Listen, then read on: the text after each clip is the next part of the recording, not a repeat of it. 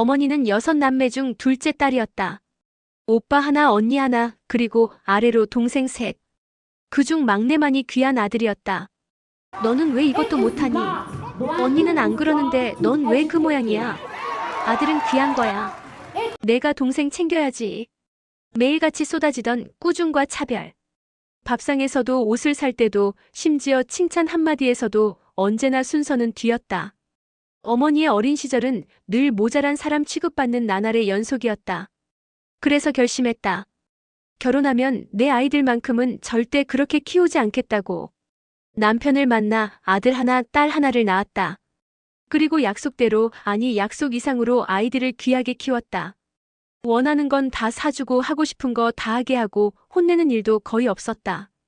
우리 애들은 행복하게 자라야 해. 나처럼은 절대 안 돼. 그게 어머니의 육아 철학이었고 남편도 같은 마음이었다. 세월은 빠르게 흘렀다. 아이들은 무럭무럭 자랐고 어머니와 남편은 어느새 중년을 넘어 노년의 문턱에 섰다. 그러던 어느 날 남편이 쓰러졌다. 병원 침대에 누운 남편의 손을 잡고 있던 어머니에게 남편은 힘없는 목소리로 말했다. 여보, 우리 애들 잘못 키운 것 같아. 무슨 소리예요? 애들 다 잘 컸잖아요. 아니야. 남편은 고개를 저었다. 이제 정신 차려요. 냉정하게. 애들을 한번 제대로 봐요. 부탁이에요. 그게 남편이 남긴 마지막 말이었다. 장례식장은 눈물바다였다. 하지만 어머니는 눈물 속에서도 남편의 마지막 말을 떠올리며 아이들을 관찰했다. 냉정하게. 처음으로. 아들은 조문객들에게 인사는 하되 계속 휴대폰만 들여다봤다. 회사 일이 급하다며 이틀째 되는 날 먼저 돌아가겠다고 했다. 엄마, 나 내일 출장 가야 해서. 미안해. 그래도 사흘은. 엄마, 나 이거 놓치면 승진물 건너가요. 아빠도 이해하실 거예요. 딸은 조문 음식이 입에 안 맞는다며 투덜댔다. 엄마, 나 이거 못 먹어. 배달시켜도 되지. 얘야, 지금이. 엄마는 왜 맨날 나한테만 그래요? 오빠는 회사 일 있다고 가는데 나는 배달 음식도 못 시켜요? 3일장을 치르는 내내 두 남매는 서로에게 차례상 준비를 떠넘겼다. 딸이 하는 거잖아. 오빠가 장남이니까 오빠가 해야지. 결국 어머니가 다 준비했다. 남편을 떠나보낸 지 일주일도 안 된 몸으로. 장례 후 한 달.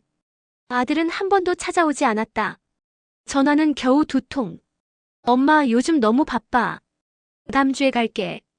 다음 주는 오지 않았다. 딸은 일주일에 한 번씩 왔지만 올 때마다 손에는 빨래 봉지가 들려 있었다.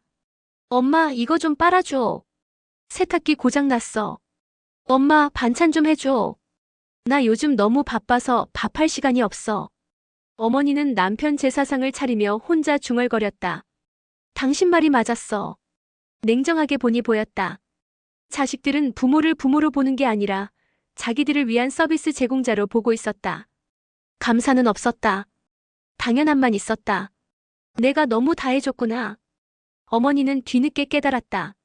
사랑과 배려를 주는 것과 모든 것을 다 해주는 것은 다르다는 걸.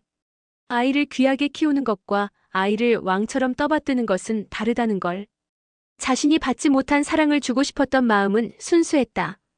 하지만 그 과정에서 책임감, 배려, 감사함을 가르치는 걸 잊어버렸다. 혼나지 않고 자란 아이들은 잘못을 모르는 어른이 되었고 모든 걸 받고 자란 아이들은 주는 법을 모르는 어른이 되었고 최고 대접을 받고 자란 아이들은 자기만 최고인 줄 아는 어른이 되었다. 어머니는 남편의 영정 앞에 앉아 조용히 말했다. 당신 이제 알겠어요. 우리가 정말 잘못 키웠어요. 핸드폰이 울렸다. 아들이었다. 엄마, 나 다음 달에 차 바꾸려고 하는데 좀 보태줄 수 있어? 어머니는 한참을 말없이 화면을 바라보다가 처음으로 이렇게 대답했다. 안 돼. 뭐라고요? 엄마도 이제 돈 없어. 내가 벌어서 사거라. 전화기 너머로 아들의 당황한 목소리가 들렸다. 어머니는 전화를 끊고 창밖을 바라봤다. 너무 늦어버렸지만 이제라도 시작해야 했다. 자식들을 제대로 보는 것. 그리고 사랑한다는 이유로 망쳐놓은 것들을 바로잡는 것. 이제부터라도 다시 해볼게요. 늦었지만 해볼게요. 영정 속 남편은 여전히 미소 짓고 있었다. 박순이는 6남매 중 둘째 딸이었다. 1960년대 시골 마을 딸 5의 아들 하나인 집안에서 둘째 딸로 산다는 건 투명인간이 되는 것과 같았다. 순이야, 왜 설거지도 안 하고 있어? 언니는 공부한다고 하는데. 넌 왜 놀고 있니? 동생들 밥 먹였어? 아들은 귀한 거야. 내가 챙겨야지. 어머니의 목소리는 언제나 날카로웠다.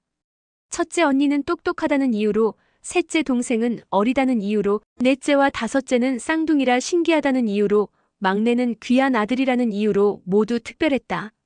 순이만 특별할 이유가 없었다. 밥상에 올라오는 계란 프라이는 언제나 오빠 앞으로 갔다. 새 옷은 언니가 먼저 입고 그 다음은 동생들 차례였다. 순이는 언니가 입던 옷을 물려받아 입다가 다시 동생들에게 물려줬다. 너는 왜 이것도 못하니? 내가 언니인데 왜 동생들만 못하니? 오빠한테 왜 말대꾸야? 오빠 말 들어야지. 매일같이 쏟아지는 잔소리와 구박. 순이는 15살 때부터 이 집에서 빨리 벗어나야겠다고 생각했다. 그리고 23세 중매로 만난 남자와 결혼해서 집을 나왔다. 신혼집 작은 방에서 순이는 남편에게 말했다. 여보, 나 우리 애들은 절대 내가 잘한 것처럼 안 키울 거예요. 무슨 소리야? 우리 애들은 귀하게 키울 거예요. 하고 싶은 거 다 하게 해주고 먹고 싶은 거 다 사주고 절대 구박 안 할 거예요. 남편 김재훈도 가난한 집안에서 자라 비슷한 상처가 있었다. 그래, 우리 애들은 행복하게 키우자. 우리처럼은 안 되게. 그렇게 두 사람은 약속했다. 아이들에게만큼은 최고를 주겠다고. 첫째 아들 민수가 태어났을 때 순이는 울었다. 우리 아들 엄마가 잘 키울게. 귀하게 키울게. 2년 후 딸 지은이가 태어났다. 순이는 딸에게도 똑같이 말했다. 우리 딸 엄마가 정말 잘 키울게. 엄마처럼은 안 키울게. 순이와 재우는 아이들을 위해 모든 것을 쏟아부었다. 아이들이 원하는 장난감은 비싸도 사줬다. 학원은 3개씩 보냈다. 옷도 명품은 아니어도 항상 새 것으로 사줬다. 아이들이 밥을 남기면 괜찮아, 맛없었구나 했고 숙제를 안 해가면 힘들었구나라고 안아줬다. 혼내는 일은 거의 없었다. 순이는 자신이 들었던 너는 왜 그 모양이니 같은 말을 절대 하지 않으려 했다. 재우는 택시기사로, 순이는 식당일로 악착같이 돈을 벌었다. 아이들 대학 등록금을 위해, 결혼 자금을 위해, 집 한 채를 마련하기 위해. 여보, 오늘 팁 많이 받았어. 이거 애들 용돈 줘. 당신은 좀 쉬어요. 내가 더 일할게. 괜찮아. 애들 위해서잖아. 아이들은 무럭무럭 자랐다. 하지만 어딘가 이상했다. 민수는 초등학교 5학년 때부터 친구들에게 우리 집은 부자야라고 말하고 다녔다. 사실이 아니었지만 부모가 원하는 건 다 사줬으니 그렇게 느낀 것이다. 지은이는 중학교 때 친구 생일 선물로 20만 원짜리 가방을 사달라고 했다. 지은아, 그건 너무 비싼데. 엄마, 다른 애들은 다 비싼 거 사주던데? 나만 이상한 거 선물하면 창피해. 결국 순이는 일주일치 식당 급여를 털어 가방을 사줬다. 아이들이 대학생이 되면서 문제는 더 커졌다. 민수는 명품 옷을 입고 다니기 시작했다. 엄마, 나 학교에서 창피해. 다른 애들은 다 명품 입는데 나만 이런 옷 입고 다녀. 민수야, 그 옷도 비싼 거야. 에이, 엄마는 몰라. 나 친구들한테 놀림받는단 말이야. 순이는 또 카드를 긁었다. 지은이는 더 심했다. 아르바이트는 공부에 방해된다며 안 했고 대신 용돈을 더 달라고 했다. 엄마, 나 이번 달 용돈 70만 원 필요해. 70만 원? 지난달에 50만 원 줬잖아. 모자라더라고. 약속도 있고 화장품도 사야 하고. 얘야, 엄마 아빠가 그렇게 많이 버는 게 아니야. 엄마, 내가 뭐 사치 부리는 것도 아니고 다른 애들은 100만 원씩 받는데 나만 70만 원 받으면 이상해. 재우는 한숨을 쉬었다. 여보, 우리 애들 좀 이상한 것 같지 않아? 무슨 소리예요? 잘 크고 있어요. 아니, 너무 당연하게 여기는 것 같아서. 당신, 우리가 귀하게 키우기로 했잖아요. 우리는 못 받고 자랐으니까 애들한테는 주는 거예요. 재우는 더 이상 말하지 않았다. 하지만 마음 한구석이 불편했다. 민수가 30살에 결혼했다. 엄마, 아빠, 결혼 자금 좀 도와주세요. 얼마나 필요한데? 신혼집 전세금하고 예식 비용까지 합쳐서 1억 정도요? 재훈이 기겁했다. 길어? 민수야, 우리한테 그런 돈이 어딨니? 에이, 아빠. 다른 집은 다 해주던데. 나만 안 해줘요? 제가 외동아들인데? 그래도 1억은. 그럼 5천만 원만이라도요. 제가 나머지는 대출 받을게요. 결국 순이와 재훈은 평생 모은 돈을 털었다. 집 한 채를 사려고 모았던 돈이었다. 여보, 괜찮아요. 우리는 전세로 살면 돼요. 아들 결혼시키는 게 먼저예요. 2년 후 지은이도 결혼했다. 역시 예식 비용과 신혼 살림 비용을 요구했다. 엄마, 요즘 딸도 다 부모가 도와주던데. 지은아, 오빠 결혼시킬 때 너무 많이 써서. 그럼 오빠만 챙기는 거예요? 저는요? 저는 딸이라서 차별받는 거예요? 순이는 또 가슴이 아팠다. 자신이 둘째 딸로 차별받았던 기억이 떠올랐다. 아니야, 엄마가 해줄게. 당연히 해줘야지. 남은 예금을 모두 털고 재훈은 대출까지 받았다. 60을 넘긴 재훈이 쓰러진 건 그로부터 3년 후였다. 폐암 3기입니다. 뭐라고요? 택시를 오래 운전하셔서 그런 것 같습니다. 매연을 많이 마셨겠죠. 수술하면 좀 나아질 수 있는데 비용이 좀. 수술비는 3천만 원. 순이는 모든 지인들에게 돈을 빌렸다. 그리고 아이들에게도 연락했다. 민수야, 아빠가. 엄마, 저 지금 회사 일 때문에 바빠요. 저도 돈이 없어요. 집 대출 갚는 것도 빠듯해요. 그래도 아빠가. 엄마, 아빠 병원비는 보험으로 되는 거 아니에요? 그리고 저는 정말 없어요. 지은이도 마찬가지였다. 엄마, 저도 애 키우는데 돈 많이 들어가요. 학원비만 해도 100만 원 넘게 나가요. 저도 여유 없어요. 지은아, 아빠가 위독하셔. 엄마, 제가 효자 노릇 못해서 죄송하지만 저도 살기 바빠요. 엄마가 좀 알아서 하세요. 순이는 그제야 이상함을 느꼈다. 하지만 남편 수술이 급했다. 결국 친척들에게 빌린 돈과 순이가 혼자 일해서 모은 돈으로 수술을 했다. 수술은 성공했지만 재훈의 몸은 너무 약해져 있었다. 병원 침대에 누운 재훈은 순이의 손을 잡고 말했다. 여보, 왜요? 힘들어요? 간호사 불러요? 아니. 여보, 내 말 좀 들어요. 우리 애들 잘못 키운 것 같아요. 무슨 소리예요? 애들 다 잘 컸잖아요. 아니에요. 재훈은 고개를 저었다.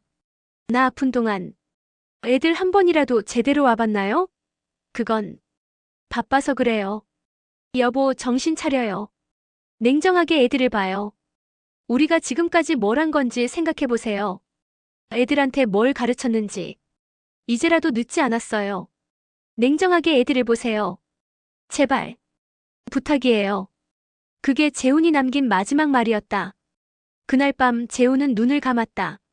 장례식장에서 순이는 처음으로 냉정하게 아이들을 관찰했다. 민수는 조문객들에게 인사는 했지만 계속 휴대폰만 들여다봤다. 형님, 고생 많으세요. 고맙습니다. 인사가 끝나면 다시 휴대폰. 카톡, 주식 앱, SNS. 민수야, 좀 쉬면서 해라. 엄마, 회사 일이에요. 이거 놓치면 큰일 나요.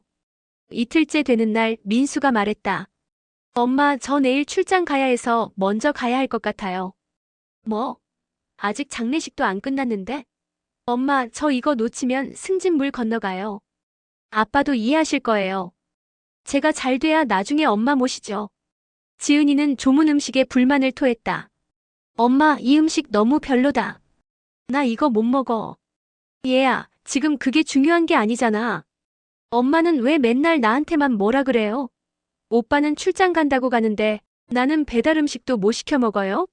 그리고 엄마, 조문객들 앞에서 너무 서러워하지 마세요. 보기 민망해요. 순이는 그 순간 남편의 말이 이해됐다. 냉정하게 보라는 말이. 3일장을 치르는 내내 남매는 서로에게 일을 떠넘겼다. 차례상 준비해. 왜 내가 해? 오빠가 장남이잖아. 딸이니까 하는 거지. 무슨 시대착오적인 소리야. 오빠가 해. 결국 순이가 혼자 다 준비했다. 남편을 떠나보낸 지 이틀 만에 새벽 4시에 일어나 음식을 만들었다. 아무도 도와주지 않았다. 민수는 저 음식 잘 못해요라고 했고 지은이는 저 요리 못해요라고 했다. 내가 이렇게 키웠구나. 순이는 그제야 깨달았다. 아이들에게 아무것도 시키지 않고 키운 결과를.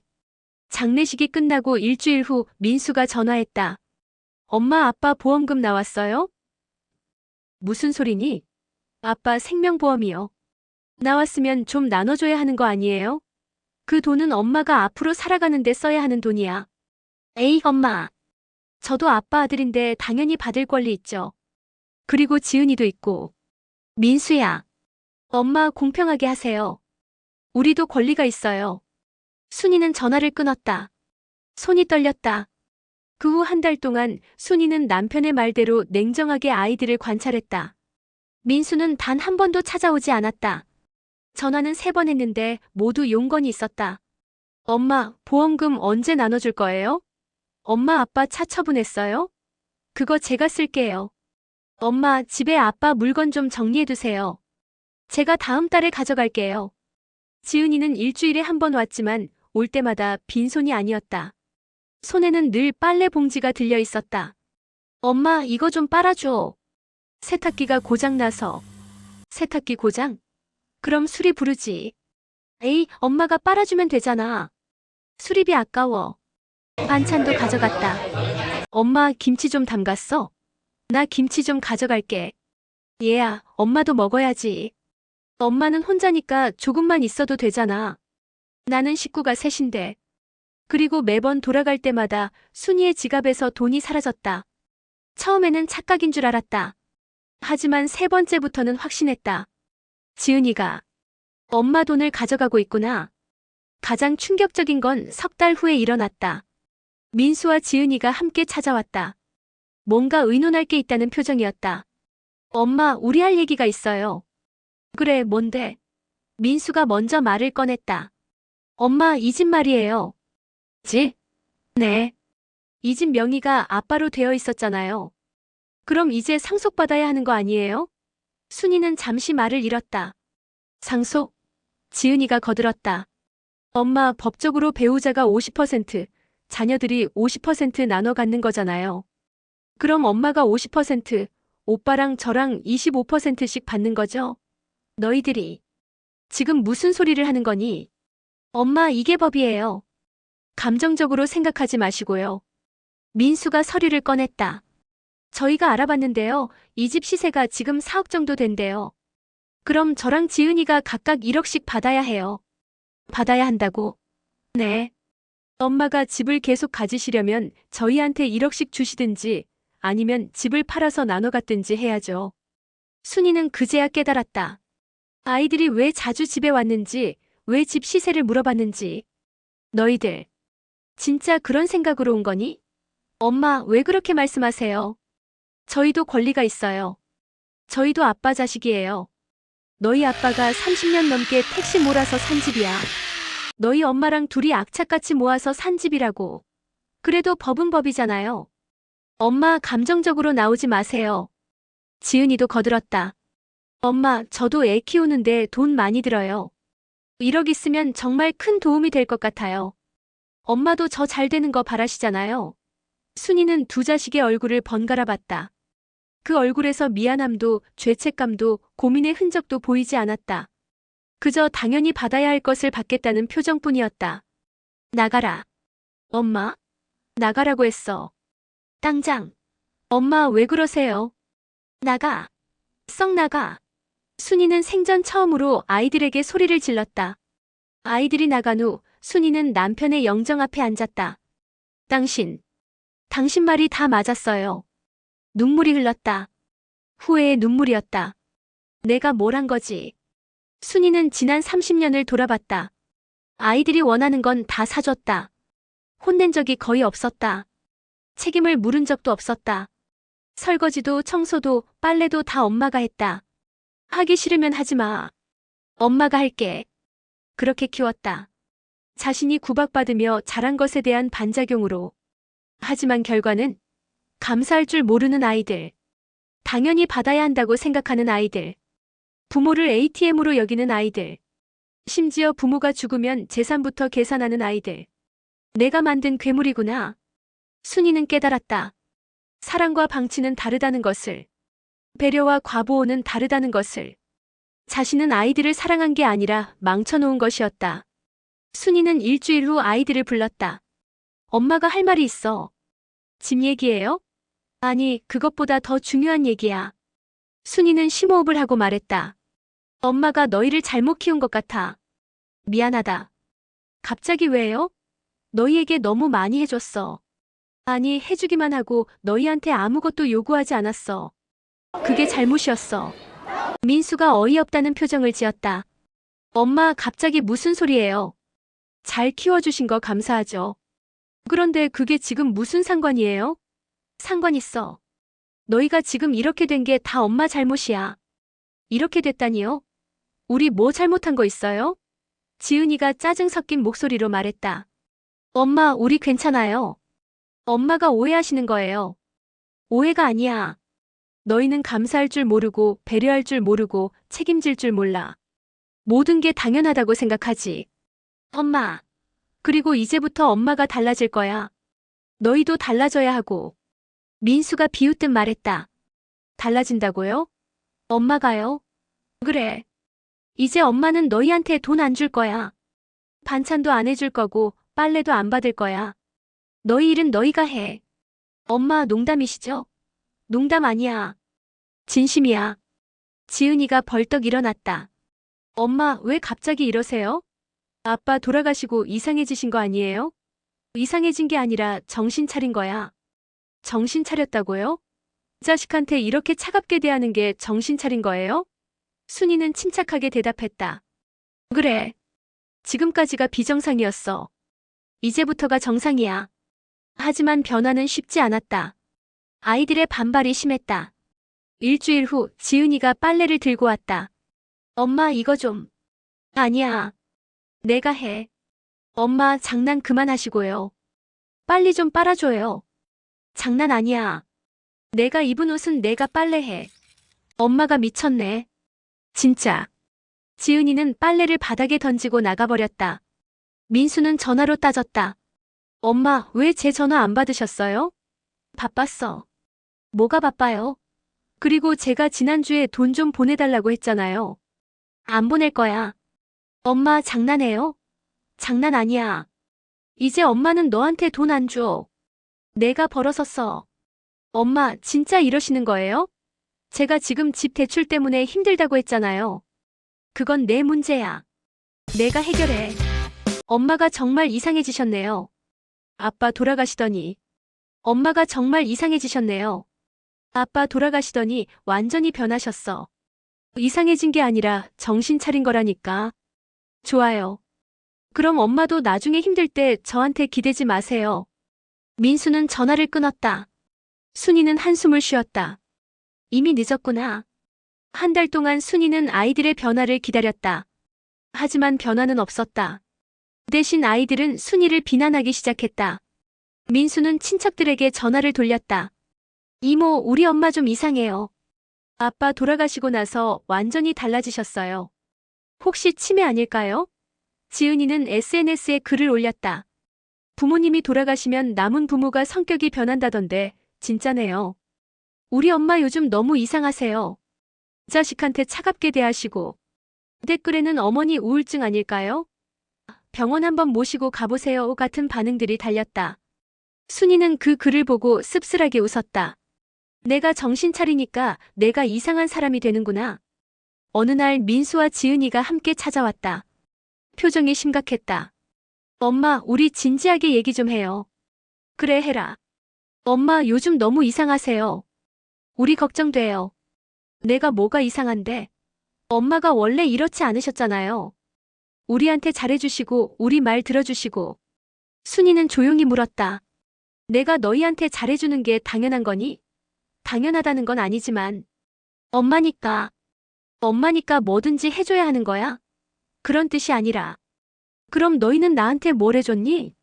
두 남매는 말문이 막혔다. 엄마, 우리도. 너희 아빠가 아플 때 누가 간병했니? 장례식 때 누가 음식 준비했니? 너희는 뭘 했어? 엄마, 우리도 바빴어요. 바빴어. 맞아. 너희는 늘 바쁘지. 너희 일이 바쁘고 너희 가족이 바쁘고 너희 돈이 바쁘지. 그런데 부모는 안 바쁜 줄 아니? 그리고 집 상속 얘기. 너희가 그 얘기를 꺼낼 때 엄마가 얼마나 충격받았는지 아니? 민수가 변명했다. 엄마, 그건 우리도 권리. 맞아. 법적으로는 권리가 있지. 그런데 도덕적으로는, 인간적으로는 너희 아빠가 30년 넘게 택시 운전대를 잡은 게 누구 때문이었는지 알아? 너희 때문이야. 너희 대학 등록금, 너희 결혼 자금, 다 너희 때문에 몸 망가지면서 일한 거야. 엄마. 그런데 아빠가 돌아가시자마자 재산부터 계산하는 자식들을 보면서 엄마가 뭘 느꼈을까? 지은이가 눈물을 글썽였다. 엄마, 우리가 잘못했어요. 미안해요. 하지만 순이는 그 눈물이 진심인지 알 수 없었다. 너무 늦게 깨달은 자신처럼 아이들도 진짜 뒤늦게 깨달은 걸까? 아니면 그저 엄마를 구슬러서 다시 예전으로 돌아가려는 걸까? 미안하다는 말로는 부족해. 행동으로 보여줘야지. 어떻게 해요? 스스로 생각해봐. 엄마가 다 가르쳐 줄 수는 없어. 그 후 석 달이 지났다. 민수는 한 달에 한 번 전화했다. 예전처럼 돈 달라는 전화는 아니었다. 그냥 안부 전화였다. 하지만 어색했다. 엄마 잘 지내세요? 그래. 식사는 하세요? 아직. 그럼 저는 이만. 그래. 짧고 건조한 대화. 순이는 아들의 목소리에서 진심을 느낄 수 없었다. 지은이는 2달에 한 번 찾아왔다. 예전처럼 빨래를 들고 오지는 않았다. 대신 과일을 사왔다. 엄마, 이거 드세요. 고맙다. 엄마, 저 진짜 반성하고 있어요. 그래. 엄마, 시간이 필요해. 엄마도 너희도.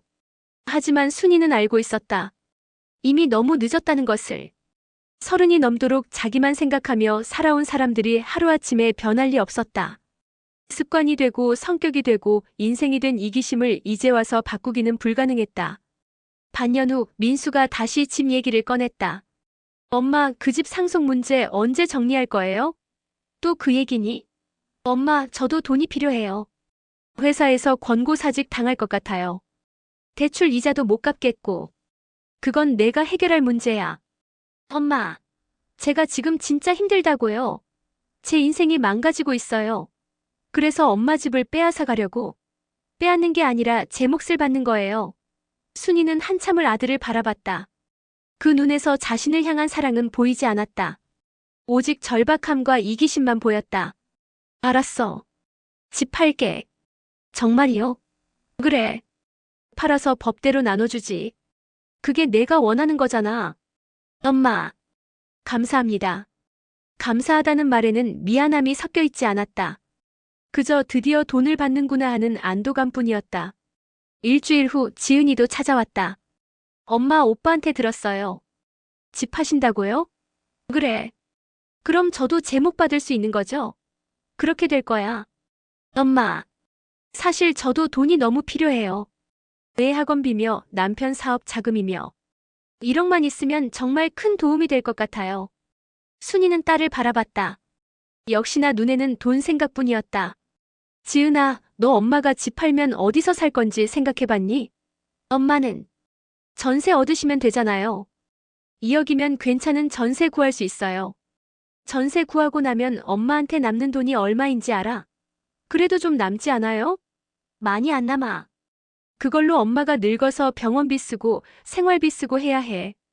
엄마, 그래도 국민연금 있잖아요. 괜찮으실 거예요. 순이는 말문이 막혔다. 딸은 진심으로 엄마는 괜찮을 거야라고 믿고 있었다. 아니, 믿고 싶어 했다. 자기 양심을 속이기 위해. 지은아, 너 정말 엄마가 궁핍하게 사는 거 괜찮아? 엄마, 왜 그렇게 말씀하세요? 엄마 궁핍하게 안 사실 거잖아요. 그리고 나중에 제가 더 잘 되면 엄마 모실게요. 나중에라는 말. 그 나중은 절대 오지 않을 것이었다. 그날 밤 순이는 남편의 영정 앞에 앉았다. 당신. 내가 이제 알겠어요. 당신이 왜 그렇게 말했는지. 촛불이 흔들렸다. 우리가 애들을 망쳤어요. 완전히 망쳤어. 눈물이 흘렀다. 이제 고칠 수도 없어요. 너무 늦었어요. 30이 넘은 사람들이 어떻게 변해요. 평생 받기만 하고 자란 사람들이 어떻게 주는 법을 배워요. 순이는 결심했다. 이 집을 팔면 그 돈으로 조용히 사라지자. 아이들에게 돈을 나눠주면 그들은 순이를 더 이상 필요로 하지 않을 것이다. 어차피 이미 필요로 하지 않지만 명분상으로라도 연락하던 것마저 끊어질 것이다. 그게 나아. 차라리 깨끗하게 끝내는 게 나아. 순이는 다음날 부동산에 집을 내놓았다. 집은 생각보다 빨리 팔렸다. 4억 2천만 원. 순이는 법대로 돈을 나눴다. 자신이 50%인 2억 1천, 민수와 지은이가 각각 25%씩 1억 500만 원. 돈을 받는 날 민수와 지은이는 기뻐했다. 엄마 감사해요. 진짜 큰 도움이 될 것 같아요. 순이는 씁쓸하게 웃었다. 그래, 잘 써라. 엄마는 어디 사실 거예요? 엄마가 알아서 할게. 그래도 어디쯤인지 신경 쓰지 마. 엄마는 괜찮아. 민수와 지은이는 더 이상 묻지 않았다. 사실 크게 궁금하지도 않았다. 엄마는 알아서 잘하실 거라고 믿고 싶었다. 아니, 믿는 척하고 싶었다. 순이는 집을 비우기 시작했다. 30년 넘게 살았던 집, 아이들이 자랐던 집, 남편과 함께 웃고 울었던 집. 짐을 정리하면서 옛날 사진들이 나왔다. 민수가 3살 때 찍은 사진. 순이의 품에 안겨 웃고 있는 민수. 지은이가 초등학교 입학하던 날 사진. 새 책가방을 메고 씩씩하게 웃는 지은이. 가족여행 사진. 4명이 함께 웃고 있는 사진. 이때는 행복했는데. 순이는 사진을 한참 바라보다가 조용히 상자에 넣었다. 가구는 대부분 버렸다. 남편과 함께 샀던 식탁, 소파, 침대. 추억이 담긴 것들이었지만 가져갈 수 없었다. 아이들에게 가지고 갈 거 있으면 가져가라고 했지만 민수는 저는 필요 없어요라고 했고 지은이는 저희 집엔 다 있어요라고 했다. 결국 순이는 옷가방 2개와 작은 박스 하나만 챙겼다. 떠나기 전날 순이는 아이들을 불렀다. 내일 집 비워야 해서. 마지막으로 보자고 불렀어. 엄마, 새 집 주소 알려주세요. 나중에 찾아갈게요. 아직 정하지 못했어. 정하시면 꼭 알려주세요. 그래. 어색한 침묵이 흘렀다. 민수가 먼저 일어났다. 엄마, 저 내일 일 있어서 일찍 가봐야 해요. 그래, 가거라. 지은이도 일어났다. 저도 애 데리러 가야 해서. 그래. 문 앞에서 두 남매가 돌아봤다. 엄마 건강하세요. 연락할게요. 순이는 고개를 끄덕였다. 이게 마지막이겠구나. 문이 닫혔다. 순이는 빈집에 혼자 남았다. 다음 날 아침 순이는 집을 나섰다. 옷가방 2개와 작은 박스 하나. 그게 전부였다. 택시를 타고 기차역으로 갔다. 어디로 갈지는 정하지 않았다. 그냥 멀리 아무도 자신을 찾을 수 없는 곳으로. 기차표를 끊으면서 순이는 생각했다. 2억 1천만 원. 전세 보증금 빼면 5천만 원 정도 남겠지. 그걸로 조용히 살다 가자. 아이들에게는 연락하지 않을 생각이었다. 새집 주소도 알려주지 않을 것이고 전화번호도 바꿀 것이다. 그렇게 사라지자. 조용히. 기차에 올라 창밖을 바라봤다. 서울이 멀어지고 있었다. 순이는 핸드백에서 남편 사진 한 장을 꺼냈다. 젊은 시절 둘이 처음 만났을 때 찍은 사진. 당신, 우리 실패했어요. 부모로서 완전히 실패했어요. 사진 속 남편은 웃고 있었다. 그래도 우리 열심히 살았잖아요. 최선을 다했잖아요. 방법이 잘못됐을 뿐이지. 눈물이 흘렀다. 미안해요. 당신 말을 너무 늦게 들어서. 순이는 작은 시골 마을에 정착했다. 월세 30만 원짜리 작은 방. 부엌과 화장실이 딸린 원룸이었다. 남은 돈 5천만 원은 은행에 넣어두고 이자로 생활했다.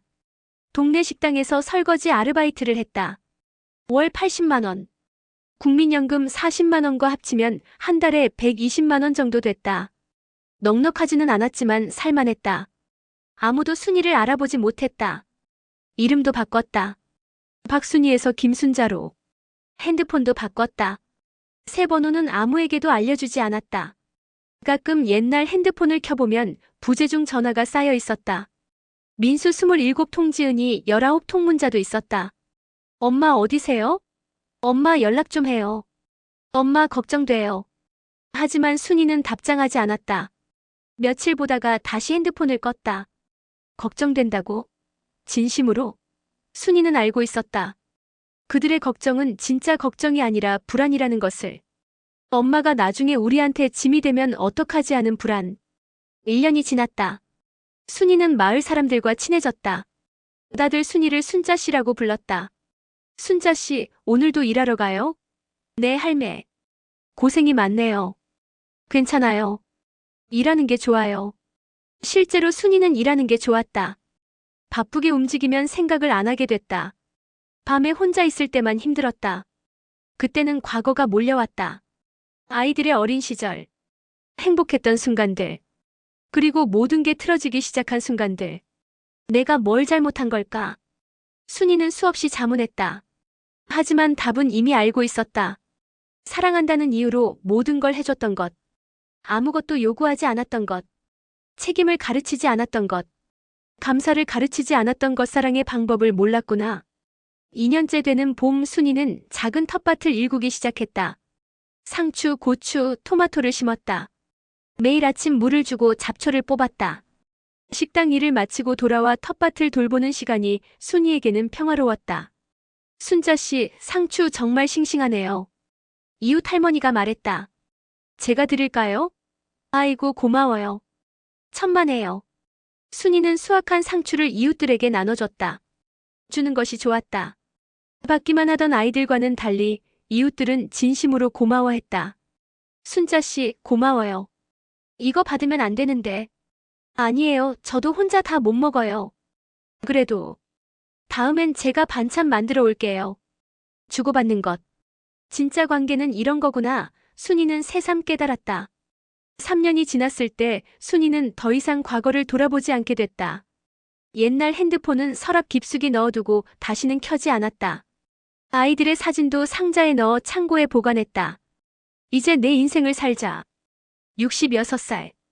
늦은 나이지만 아직 할 수 있는 게 많았다. 순이는 마을 노인정에서 봉사활동을 시작했다. 더 나이 드신 어르신들 식사 준비를 도왔다. 순자씨, 고마워요. 덕분에 잘 먹었어요. 별 말씀을요. 순자씨는 참 착해요. 자식들이 복 받겠어요. 순이는 씁쓸하게 웃었다. 자식은 없어요. 아이고, 그래요? 외로우시겠어요. 괜찮아요. 이렇게 어르신들이랑 지내니까 안 외로워요. 거짓말이었다. 가끔은 외로웠다. 밤에 혼자 누워있으면 내가 잘한 걸까 하는 생각이 들었다. 하지만 후회하지는 않았다. 아이들 곁에 있었다면 더 힘들었을 것이다. 계속 실망하고 상처받고 그러면서도 그래도 내 자식인데 하며 자신을 속였을 것이다. 이게 나아. 깨끗하게 끝낸 게 나아. 어느 날 순이가 일하는 식당에 낯선 남자가 찾아왔다. 혹시 박순이 씨 아니세요? 순이는 당황했지만 침착하게 대답했다. 아니에요. 사람 잘못 보신 것 같은데요. 아, 죄송합니다. 너무 닮으셔서. 남자는 사진을 보여줬다. 순이의 옛날 사진이었다. 이분을 찾고 있는데 혹시 못 보셨나요? 못 봤어요. 그렇군요. 실례했습니다. 남자가 나간 후 식당 주인이 물었다. 순자 씨 아는 사람이에요? 아니요. 사람을 잘못 본 것 같아요. 하지만 순이는 알고 있었다. 아이들이 자신을 찾고 있다는 것을. 왜 찾는 걸까? 순이는 생각했다. 진짜 걱정돼서? 아니면 나중에 자기들한테 연락이 올까봐? 어느 쪽이든 순이는 만날 생각이 없었다. 일주일 후 마을 이장이 순이를 찾아왔다. 순자 씨, 서울에서 편지가 왔어요. 편지요? 네, 개인 편지 같은데.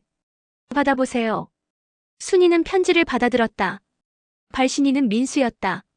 순이는 한참을 편지를 바라보다가 조용히 열어봤다. 엄마가 어디 계신지 모르지만 이 편지가 엄마한테 닿았으면 좋겠어요. 엄마, 저희가 잘못했어요. 정말 잘못했어요. 3년 동안 엄마를 찾으면서 많은 생각을 했어요. 저희가 엄마한테 얼마나 못된 짓을 했는지, 얼마나 이기적이었는지. 엄마 용서해주세요. 그리고 돌아와주세요. 민수 올림 순이는 편지를 읽고 조용히 접었다. 진심일까? 아니면 나중을 위한 면죄부일까? 순이는 알 수 없었다. 그리고 알고 싶지도 않았다. 편지를 서랍에 넣고 다시 일상으로 돌아갔다. 지금 순이는 70살이다. 여전히 작은 마을에서 조용히 살고 있다. 식당 일은 그만뒀지만 텃밭은 여전히 가꾼다. 머리는 새하얗게 샜고 허리도 굽었지만 건강하다. 가끔 마을 사람들이 묻는다. 순자 씨, 자식은 정말 없어요? 네, 없어요. 외롭지 않아요? 괜찮아요. 거짓말이다. 가끔은 외롭다. 특히 명절 때. 다른 집에서 자식들이 찾아와 웃고 떠드는 소리가 들릴 때 순이는 조용히 방문을 닫는다. 하지만 후회하지 않는다. 자식들과 함께 있으면서 상처받는 것보다 혼자 있으면서 평화로운 게 낫다. 그렇게 순이는 조용히 소리 없이 자신의 인생을 살아간다.